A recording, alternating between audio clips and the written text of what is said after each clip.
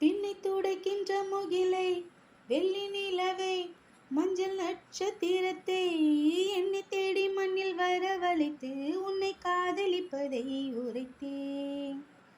இன்று பிறக்கின்ற பூவுக்கும் சிறு புல்லுக்கும் காதல் உரைத்து முடித்தேன். உள்ளம் காதலிக்கும் உனக்கு மட்டும் இன்னும் சொல்லவில்லையே, இல்லையே.